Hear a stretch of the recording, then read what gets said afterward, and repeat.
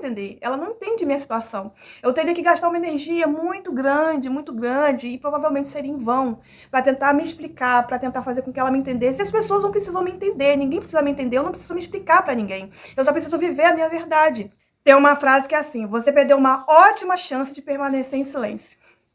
O silêncio realmente é uma dádiva. Às vezes as pessoas perdem grandes oportunidades por falar o que não deve na hora que não deve. Às vezes não existe nem hora certa para falar certas coisas, né?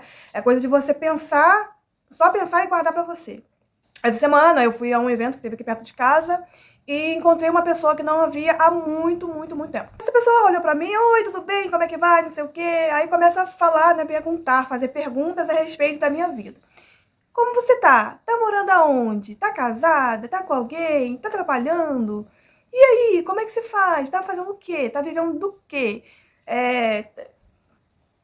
Enfim.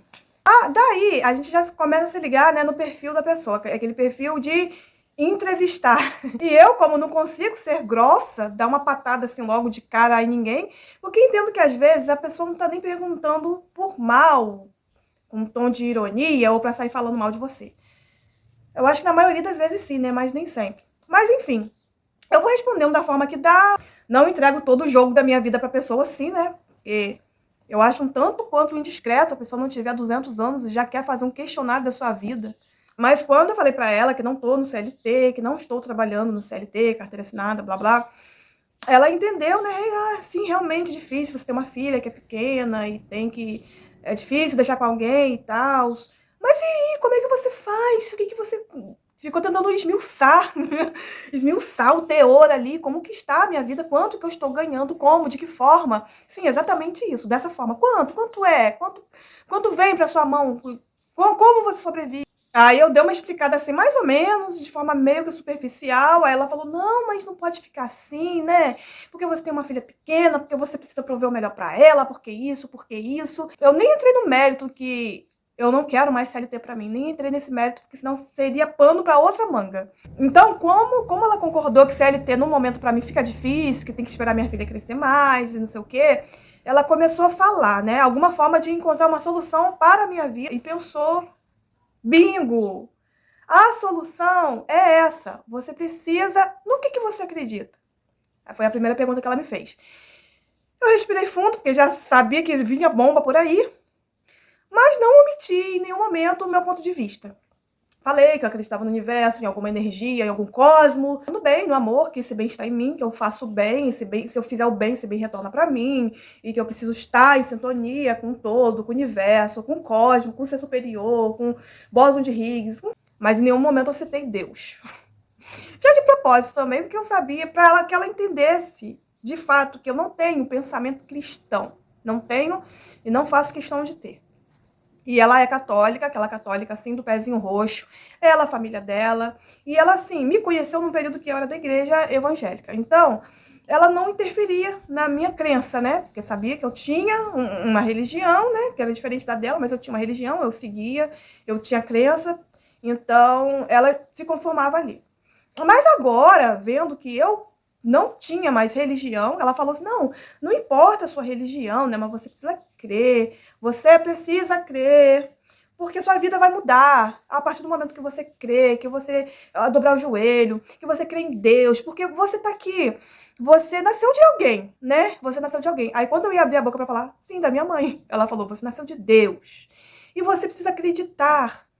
Eu sei que esse vídeo vai ser muito polêmico, né? Porque todo mundo acredita em Deus, 99% das pessoas, da forma que o cristão acredita. E aqui não esse vídeo aqui não tem um teor religioso, mas sim de posicionamento, de você ouvir uma opinião diferente da sua e simplesmente silenciar. Eu não tenho o objetivo de mudar o pensamento de ninguém e também só preciso que as pessoas aceitem a minha forma de pensar do jeito que é, porque não vai mudar. Já adianto que não vai mudar. Pelo menos não é o que eu desejo.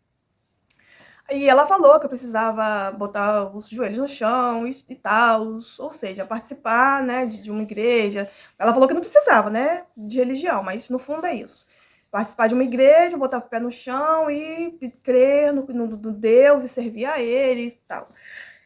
Aí eu virei pra ela, eu só ouvindo, né, com a cabeça baixa assim, já olhava para um lado, olhava para o outro, olhava para cima, olhava para baixo. procurava para ver onde minha filha estava, e ela continuava falando. E aí, em um momento, eu falei assim com ela, mas fulana, vamos falar que o nome dela é... Vamos dizer que o nome dela é Amanda. Em um momento eu falei com ela, mas Amanda, eu já fiz tudo isso que você falou, tudo, desde praticamente o meu berço até pouco tempo atrás.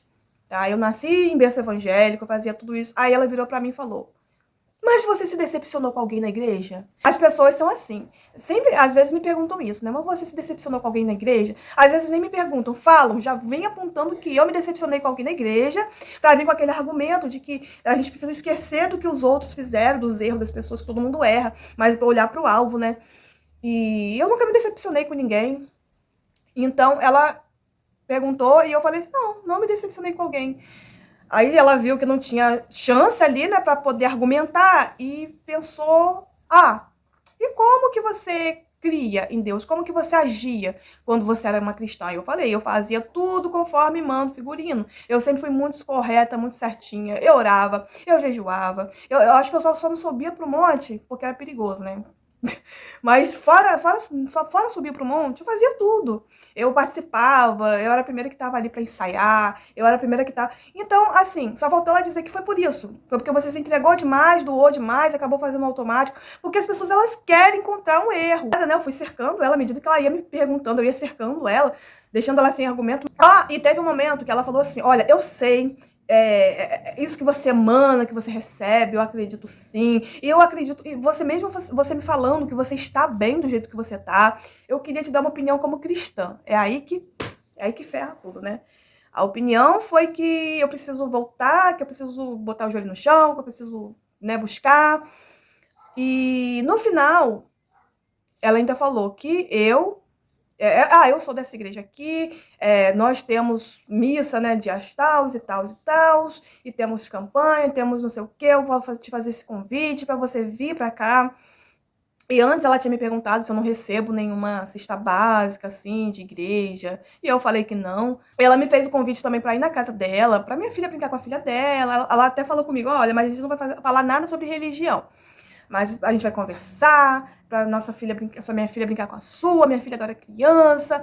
Mas você pensa que eu vou? Você pensa que eu vou? Eu vou passar longe. Ela me deu o número dela, né, de WhatsApp, eu fiz questão de salvar, para caso algum dia ela descobrir meu número aí com alguém, eu saber que é ela, já não atender, porque não dá, gente, não dá, pra mim não dá, é difícil, eu não consigo manter vínculo com pessoas intolerantes. Por mais que ela ali tivesse, na cabecinha dela, tivesse com a melhor intenção de me ajudar, ela não vai me entender, ela não entende minha situação. Eu teria que gastar uma energia muito grande, e provavelmente seria em vão, para tentar me explicar, para tentar fazer com que ela me entendesse. As pessoas não precisam me entender, ninguém precisa me entender, eu não preciso me explicar para ninguém. Eu só preciso viver a minha verdade. Infelizmente, as pessoas são muito intolerantes, elas perdem oportunidades, assim como ela queria, na minha companhia, minha presença, reiniciar esse vínculo, mas não vai rolar. Da minha parte, não vai rolar. Eu cheguei num ponto que eu prefiro estar sozinha sempre. Eu tô aprendendo a cultivar momentos comigo mesma, curtir minha própria companhia, criar, ler, né, escrever, criar formas, né, de curtir um pouco a minha vida sozinha. Porque eu me entendo, eu me aceito, eu não tenho problema nenhum em estar com esse pensamento que eu tenho hoje, com essa crença. Eu não tenho problema nenhum. Pelo contrário, para mim foi uma libertação. Foi algo que libertou a minha mente. E mesmo eu falando para ela que eu vivi a minha vida inteira, né, fazendo todos os preceitos que ela estava me recomendando, e minha vida sempre foi dessa forma, até pior, né? Porque a minha mente era voltada para o medo antes. Agora não, já minha mente já é voltada para o autoconhecimento. Antes eu tinha medo do inferno, né? De errar, se todo cristão tem. Porque se eu fizer alguma coisa em algum momento, eu posso ir para o inferno. Eu tenho que fazer isso para ganhar pontos para ir para o céu, né? Eu não fazia nada pensando em ganhar pontos para ir para o céu. Mas eu sabia que se eu errasse, eu iria para o inferno. E mesmo eu falando, jogando todas as minhas fichas, gastando toda a minha saliva, ela queria que eu voltasse a fazer o mesmo de sempre que eu fazia antes e não mudou em nada na minha vida. Eles não aceitam, eles simplesmente não aceitam. Infelizmente, a intolerância afastam uns dos outros e até causa guerra, dissensões, divisão, guerra política, guerra religiosa, guerra de ideologia. As pessoas, elas se armam contra a opinião alheia, a ponto de querer invadir o limite da outra, tanto na forma de conversar ali, tanto na forma de querer pegar mesmo de pau na rua. E assim como pessoas acabam com a vida de homossexuais por aí. Então é daí que começa, da intolerância, tá? É do não aceitar. E no cristianismo eles colocam muito isso na cabeça da pessoa. Por isso que eu considero o cristianismo é como se fosse uma erva daninha no meio da multidão, no nosso meio ali, onde são criadas ali pessoas, ideologias destrutivas para a humanidade. Eu lido com pessoas intolerantes assim, me afastando, me distanciando. Se eu ver na rua, eu finjo que nem tô vendo. Se vier falar comigo, oi, tudo bem? Tchau, já fui. É assim, simplesmente assim. Não tenho o que falar, não tenho o que conversar, não tenho o que fazer, né? Esse foi mais um vídeo. Se gostou, dê aquele like, beijinho e até o próximo.